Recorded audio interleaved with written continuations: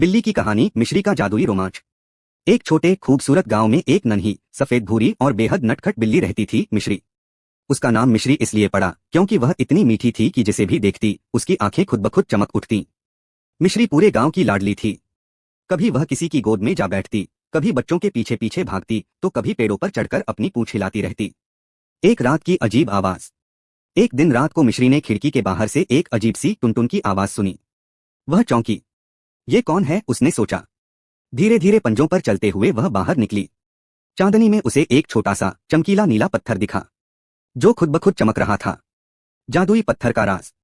मिश्री पत्थर के पास गई और उसने अपने पंजे से उसे छुआ।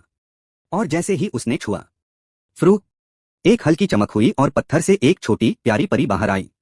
परी बोली, धन्यवाद मिश्री, तुमने मुझे खोल दिया। मैं इस जंगल की रक्षक परी हूं।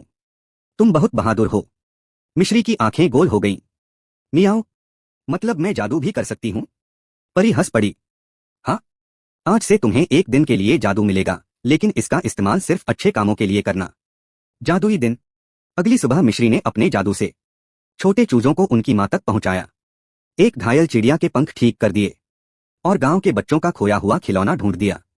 सब मिश्री को देखकर खुश हो गए। लेकिन मिश्री को एक बात समझ आई। दुनिया में सबसे बड़ा जादू मेहरबानी है, न कि तेज चमक या ताकत। जादू वापस, पर यादें हमेशा। शाम तक जादू खत्म हो गया, लेकिन मिश्री का दिल पहले से ज्यादा खुश था। परी विदा लेते हुए बोली, मिश्री, असली जादू तुम्हारे अंदर था, मैंने बस तुम्हें दिखाया है। मिश्री ने अपनी पूंछ घुमाई और जोर से मियाऊ बोला, जैसे कह रही हो, हाँ मैं कर सकती हूँ।